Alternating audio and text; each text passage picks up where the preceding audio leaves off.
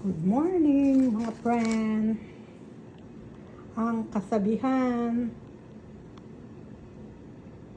maglagay ka daw ng 7 pin dito sa pulang damit na nakabaliktad, pero ilalagay mo siya sa kaliwang side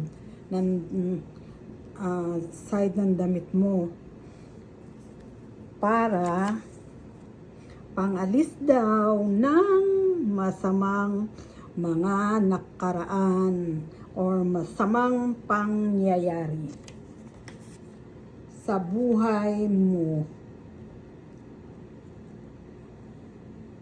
para maging masagana ka.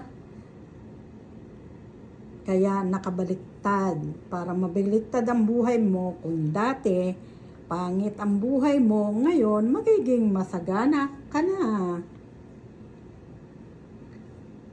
Ang kasabihan, wala namang mawawala kung susubukan natin. Have a wonderful day!